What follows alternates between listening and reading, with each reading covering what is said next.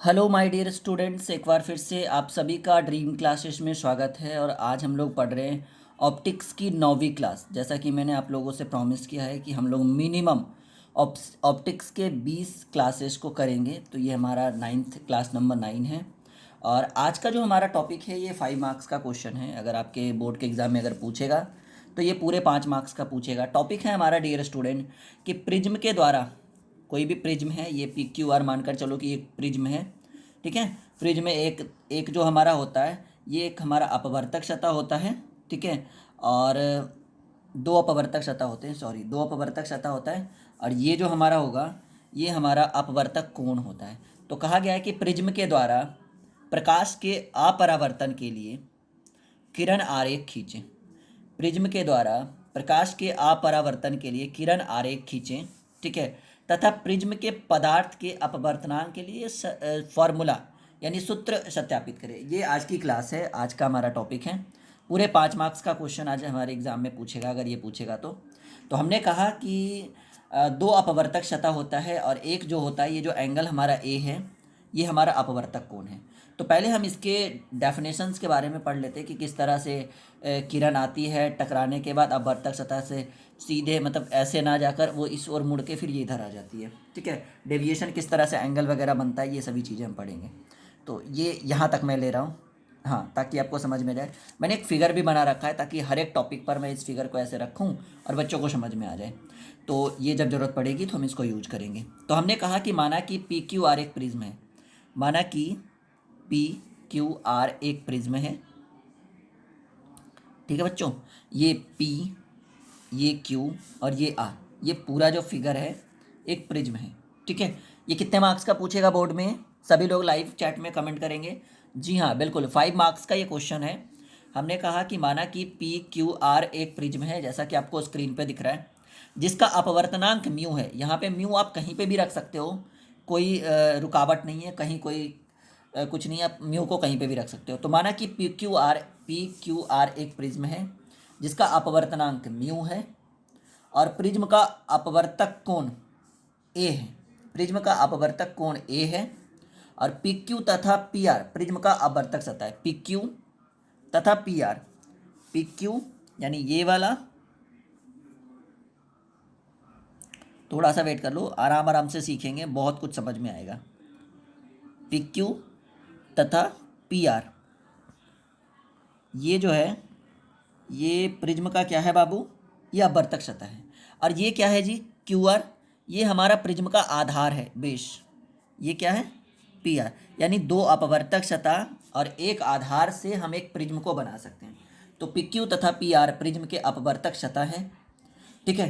करे प्रकाश की किरण, ठीक है, इसको हम ऐसे लिखेंगे, प्रकाश की किरण, ठीक है। करे प्रकाश की किरण, प्रकाश की एक किरण अपवर्तक सतह पी क्यू के एक बिंदु एस पर आपतित होती है। प्रकाश की एक किरण अपवर्तक सतह पी क्यू के एक बिंदु, और ये बिंदु कौन सा है? एस पर आपतित होती है, ठीक है। और अपवर्तक सतह, दूसरा जो अपवर्तक सतह है, पी आर के एक बिंदु टी से निर्गत होती है। मतलब एंट्री कहाँ से किया जी? एंट्री किया ये पी क्यू से, आई मीन पी क्यू से एंट्री किया, और किस बिंदु पे? यस बिंदु पे। हालांकि ये थोड़ा सा फिगर मैंने गलत बनाया, इसको ऐसे बनाना चाहिए था मुझे, समझो इस चीज़ को, ऐसे बनाना चाहिए था, ऐसे बनाना चाहिए था, ये ज़्यादा ऊपर हो गया। मतलब रियल में प्रकाश की किरण को ऐसे जाना चाहिए था, लेकिन ये अपवर्तक सतह पी क्यू के एक बिंदु यस पर जब ये टकराती है ना, तो ऐसे ना जाकर ये देखो ऐसे हो गई, और ये किस बिंदु पर आ गई? पी आर के टी बिंदु पर आने के बाद ये इस तरह से निर्गत हो। यानी एंट्री कहाँ से हुआ? पी क्यू से हुआ, किस बिंदु पे? एस से। और निर्गत निकला कहाँ से? पी आर से, और किस बिंदु पर? टी टी बिंदु पर निर्गत हुए, ठीक है। तो इसको एक बार फिर से पढ़ेंगे। ये यहाँ पर हम इसको ऐसे रखते हैं, और देखो ये फिगर काम देगा आपको, ठीक है। तो हमने कहा कि माना कि पी क्यू आर एक प्रिज्म है जिसका अपवर्तनांक म्यू है, प्रिज्म का अपवर्तक कोण ए है, अपवर्तक कोण ए है, प्रिज्म का अपवर्तक पी आर तथा पी क्यू दो अपवर्तक सतह है, और प्रकाश की एक किरण अपवर्तक सतह पी आर के एक बिंदु एस से होकर गुजरती है, प्रवेश करती है, और पी आर पी क्यू के एक बिंदु एस पर से होकर गुजरती है, प्रवेश करती है, और पी आर के एक बिंदु टी पर निर्गत होकर निकल जाती है, ठीक है। और एक आपतित होती है और अपवर्तक सतह पी आर के एक बिंदु टी से निर्गत होती है, निकल जाती है। अब देखो, ठीक है। अब हम लोग उठाएंगे यहाँ पर एक ट्रायंगल उठाएंगे, ठीक है। अच्छा, ये क्या है? ये हमारा डेविएशन है। ये हमारा फॉर्मूला है, ये जो हमारा फिगर है, ये हमारा डेविएशन के है। इसको हम वाहिष्य कोण कहते हैं, बाह्य कोण। और हमने पढ़ा था कि दो आंतरिक कोणों का योग एक बाह्य कोण के योग के बराबर है। जैसे मानकर चलो कि अगर हम यहाँ पर एक ट्रायंगल बना दें इस तरह से, ठीक है बच्चों, इस तरह से एक ट्रायंगल बना दें, एक छोटा सा ट्रायंगल बना दें, और ये इसको मानकर चलते हैं कि ऐसे जा रही है, ऐसे, ठीक है। तो ये मानकर चलो x है, ये मानकर चलो y है। तो ये जो होगा ना, ये क्या हो जाएगा, ये मानकर चलो ये जो हो जाएगा ना, इन दोनों कोण के योग के बराबर हो जाएगा। यानी ये कितना हो जाएगा, x प्लस वाई हो जाएगा। ऐसा रूल कहता है, ऐसा हमने पढ़ा है फिजिक्स में, ठीक है, कि दो आंतरिक कोणों का योग एक बाह्य कोण के बराबर होता है, ये, ठीक है। तो यहाँ पर जो ये बाह्य कोण हमने क्या माना, डेविएशन। ये देखो, हमने इसको बाह्य कोण माना, डेविएशन। तो आंतरिक कोण कौन है? पहले कौन सा ट्रायंगल हमने दिया? त्रिभुज एस टी यू, ठीक है।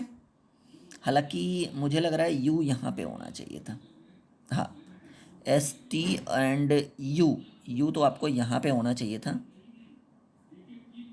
हाँ, इसको यहाँ नहीं लेंगे, एस टी एंड यू। तो इस फिगर में भी हमारा जो हो जाएगा वो यू यहाँ नहीं रहकर हम यहाँ पे ले लेंगे, ठीक है, एस टी एंड यू। तो आपको जो इस फिगर में दिख रहा है, एक अंदर में डेविएशन 1, डेविएशन 2 और एक बाहर में डेविएशन। तो हमने कहा था दो आंतरिक कोणों का योग एक बाह्य कोण के योग के बराबर होता है, या बाह्य कोण के बराबर है। यानी डेविएशन बराबर हम लिख सकते हैं डेविएशन 1 प्लस डेविएशन 2। तो हमने लिखा कि डेविएशन जो है ये हमारा बाह्य कोण है, बाह्य कोण है।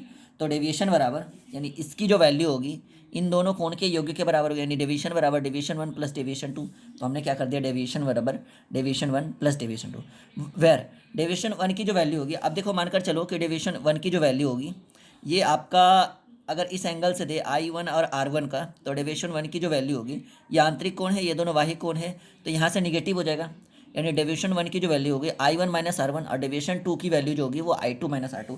इसको अपनी कॉपी में नोट कर लो, ये आपको काम देगा, ये जो है ना, ये आपको काम देगा कि इसकी वैल्यू क्या होगी, I1 माइनस R1, ठीक है, I1 माइनस R1, क्योंकि देखो ये R1 है और ये I1 है, तो डेविएशन 1 है, तो ये इधर है, इस ओर आएगा। सिंपल सी बात है कि ये आंतरिक कोण है, बाह्य कोण है, तो दोनों एक दूसरे के निगेटिव होंगे क्योंकि ये भी बाहर है। तो डेविएशन 1 बराबर I1 माइनस R1, और डेविएशन 2 बराबर सेम वही कंडीशन इधर लग जाएगा, I2 माइनस R2। इस चीज़ को याद रखना है हमेशा। तो देखो डेविएशन बराबर, अब क्या कर दिया हमने, क्योंकि हमें पता है कि इसकी जो वैल्यू होती है इन दोनों के योग के बराबर है, तो इसकी वैल्यू जो है, अब इसका वैल्यू हमने यहाँ पे रखा, इसका वैल्यू हमने यहाँ पे पुट करके रखा, ठीक है। तो डेविएशन बराबर I1 और ये प्लस में I2 है, तो I1 plus I2, minus sign हमने आगे रखा माइनस का, तो R1, और ये यहाँ देखो ये प्लस करेंगे तब तो प्लस माइनस माइनस हो जाएगा, R1 minus R1 plus R2। यानी हमने क्या कर दिया कि डेविएशन बराबर डेविएशन 1 प्लस डेविएशन 2, ठीक है। और जहाँ डेविएशन बराबर इसकी वैल्यू हमें पता है, इसकी वैल्यू हमें पता है I1 R2, I1 R1, I1 minus R1, और इसकी वैल्यू है I2 R2, I2 minus R2। तो डेविएशन बराबर इन दोनों को हमने जोड़ दिया, तो ये पॉजिटिव, ये पॉजिटिव, तो ये पॉजिटिव हो गया, माइनस हमने साइन आगे रख लिया, तो R1, और ये निगेटिव, तो यहाँ से माइनस माइनस तब तो ये प्लस, क्योंकि प्लस लेंगे R1 और यहाँ पे हम प्लस लेंगे। समझो इस चीज़ को, पॉइंट टू बी नोटेड, कि डेविएशन बराबर I1 प्लस I2, क्योंकि ये साइन पॉजिटिव का है। अब ये माइनस R1 माइनस R2, तो माइनस हमने कॉमन कर लिया, यहाँ माइनस R1 यहाँ माइनस R2, तो माइनस हमने आगे रख लिया, तो R1 प्लस R2, क्योंकि plus minus minus plus minus minus हो जाता है, ये हमने समीकरण 1 मान लिया ट्रायंगल SO2 में, SOT में, ठीक है। यहाँ तक क्लियर है? यहाँ तक क्लियर हो गया? चलो आगे बढ़ते हैं डियर स्टूडेंट। अब देखो ये ट्रायंगल हमने लिया SOT, तो ये ट्रायंगल हमारा SONT, पहले हमने ऊपर लिया था, अब हम लोग नीचे ले लेंगे, यानी यू यहाँ पर ना लेकर हम यहाँ पे यू लेंगे, तो समझ में ज़्यादा आ रहा है। अब हमने ट्रायंगल लिया SOT, देखो जी क्या क्या है SOT में। इस बार जो हमने ट्रायंगल लिया वो हमने लिया SOT, ठीक है। तो हमने पढ़ा है कि SOT में हमने पढ़ा है कि त्रिभुज के तीनों भुजाओं का योग 180 डिग्री है।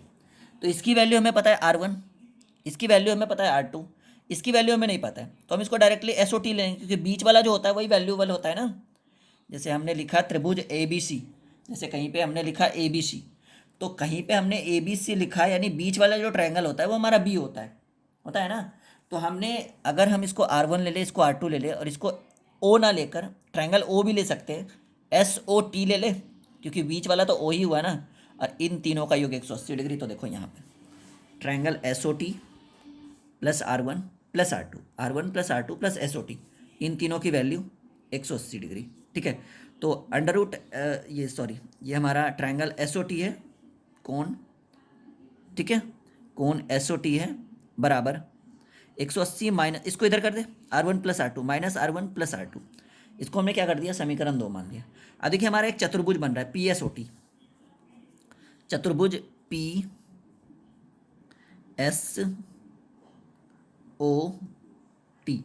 ये हमारा एक चतुर्भुज का निर्माण कर रहा है। पॉइंट ध्यान से देखिएगा, यहाँ से यहाँ P, ये ऐसे OT, PSOT क्या एक चतुर्भुज का निर्माण नहीं कर रहा है। और आपने पढ़ा होगा चतुर्भुज के चारों कोणों का योग 360, क्योंकि चतुर्भुज यानी चार भुजाएं, चार भुजाएं तो चार कोण, और चतुर्भुज के चारों कोणों का योग आपने पढ़ा होगा 360 डिग्री होता है, हाँ या ना, पढ़ा है ना, चतुर्भुज के चारों कोणों का योग 360 डिग्री।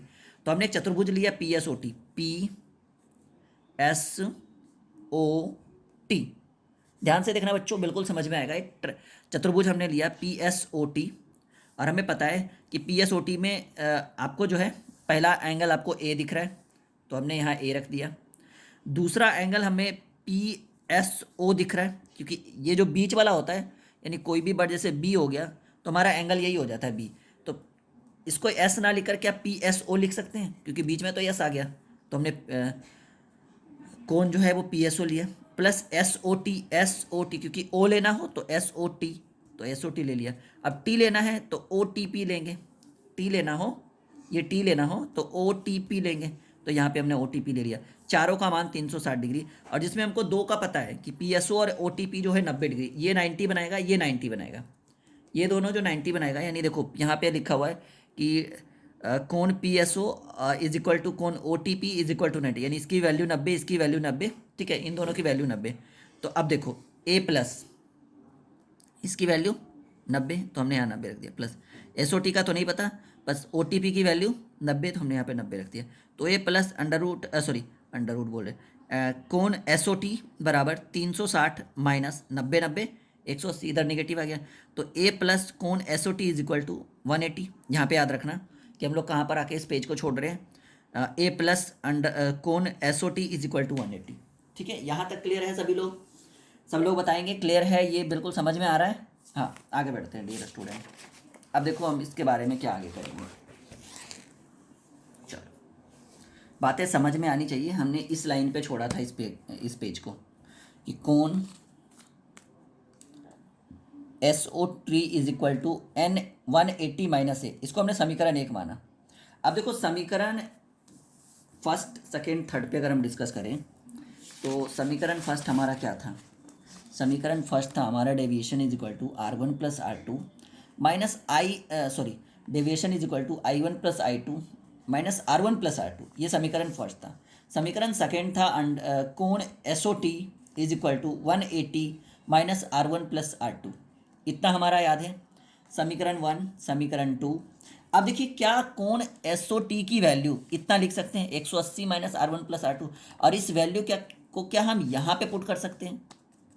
इस वैल्यू को क्या हम यहाँ पे पुट कर सकते हैं लास्ट वाले इक्वेशन में? ये कोण SOT बराबर A प्लस कोण SOT बराबर 180 है, तो SOT की जगह पर यहाँ पर लिख दे 180 माइनस R1 प्लस R2, यहाँ पे लिख दे। देखिए यही चीज़ हम यहाँ पे करेंगे आगे।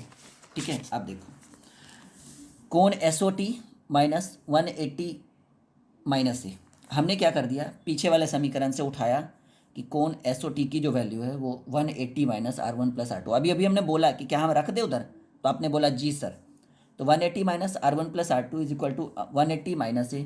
अब ये 180 ये प्लस में है और ये भी प्लस में, ये इधर आएगा तो ऑटोमेटिकली माइनस में आ जाएगा, तो हमको उसको लाने की जरूरत नहीं, डायरेक्टली हम लोग काट सकते हैं। ठीक है, अब यहाँ भी माइनस कॉमन है, यहाँ भी माइनस कॉमन है, इस माइनस से माइनस को हम कैंसिल कर सकते हैं। ठीक है, कोई दिक्कत नहीं होगा। नहीं तो फिर इसको इधर ले आइए प्लस में आ जाएगा, इसको उधर ले आइए प्लस में आ जाएगा। तो R1 + R2 is equal to ए। यहाँ से एक छोटा सा फार्मूला हमें मिला ये वाला, याद रखिएगा कि R1 + R2 is equal to 1। और समीकरण 1 पर हम लोग फिर से डिस्कस करते हैं। यहाँ तक क्लियर है ना? इसको इसको कॉपी में लिखिएगा। इस फिगर में ये जो आपको दिख रहा है ये बहुत ही इंपॉर्टेंट 5 मार्क्स का क्वेश्चन है। बोर्ड पे बनाने में और भी परेशानियाँ होती इस कारण से ये सही है। समीकरण 1 से deviation I1 + I2 is equal to A. हम समीकरण 1 में आते हैं।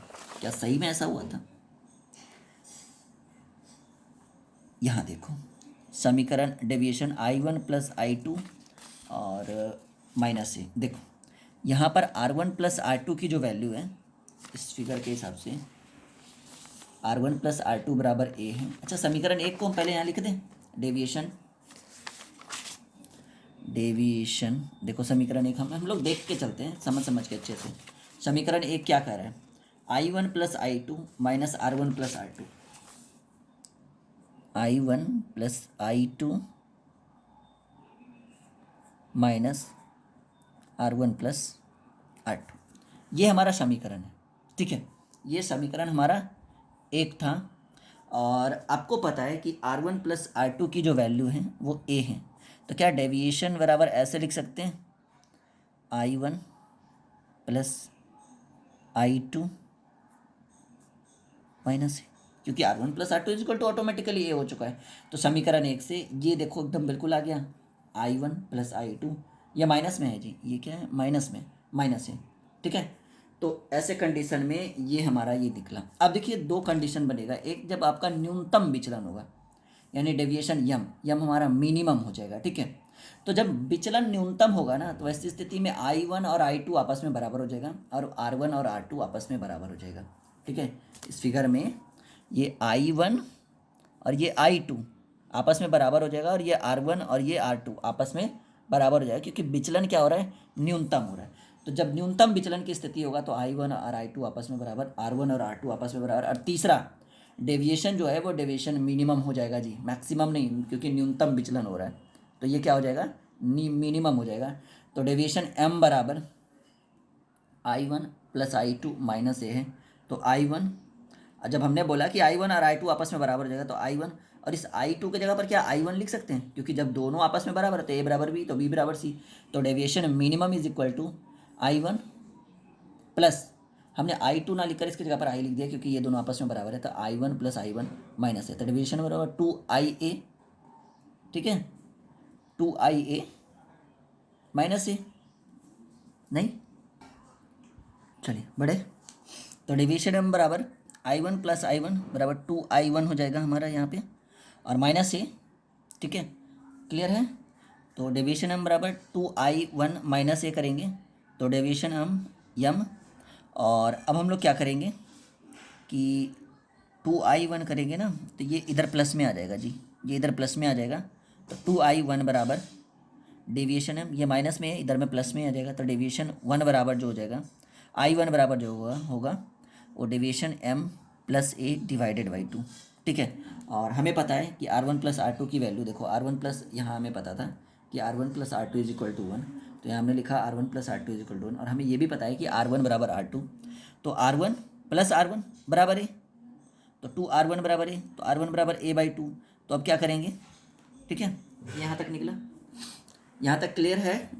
ये हमने अपने तरीके से लिखा है बच्चों के लिए, देख लीजिएगा कि डर मुझे भी लगा फासला देखकर, पर मैं बढ़ता गया रास्ता देखकर।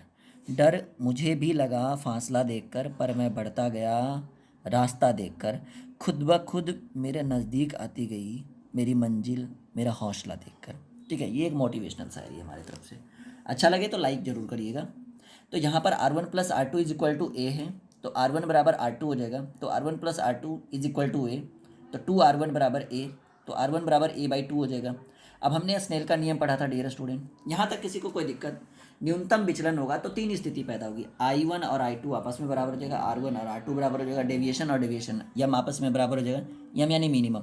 तो डेविएशन यम बराबर हमने पढ़ा था कि I1 + I2, ठीक है, यहाँ देखो I1 + I2 माइनस ए, अभी हमने सॉल्व किया। तो डिवीजन एम बराबर 2i1 माइनस है, ये माइनस में इधर प्लस में आ जाएगा, डिवीजन एम प्लस ए बराबर 2i1, तो i1 बराबर deviation M plus A divided by 2। तो ठीक है, यहाँ तक निकला, यहाँ तक कोई दिक्कत? अब हमें पता है कि R1 प्लस R2 बराबर ए होता है, यहाँ देखो R1 प्लस R2 बराबर ए होता है, तो और हमें ये भी पता है कि R1 बराबर R2 होता है, तो R1 और ये R2 का जगह पर फिर से हमने R1 रख दिया बराबर है 2R1 बराबर है, तो R1 बराबर ए बाई 2। अब हम लोग कौन सा नियम लगाएंगे?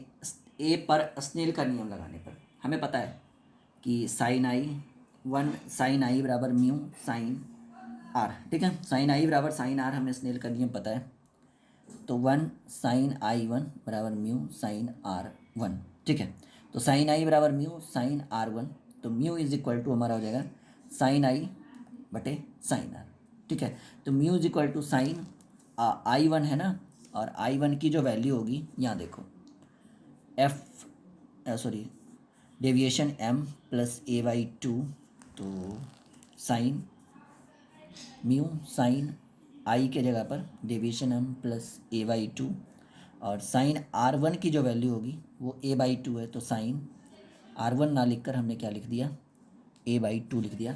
और यही ये फॉर्मूला हमारा हो गया जिसकी तलाश में हम इतने देर से इस क्लास को कर रहे थे, ठीक है, ये हमारा सॉल्यूशन हुआ, इस क्वेश्चन का सॉल्व हुआ, ठीक है। तो ये जो इस फार्मूला को लिख लीजिए, बहुत इंपॉर्टेंट है, और मे बी इस बार एग्ज़ाम में पूछ दे, तो कोई बड़ा क्वेश्चन है नहीं। जिन बच्चों ने कोर्स ख़रीद रखा है उनको ऑलरेडी पीडीएफ मिल गया होगा, तो पीडीएफ में देखकर भी आप अच्छे से कॉपी में नोट कर सकते हो, ठीक है।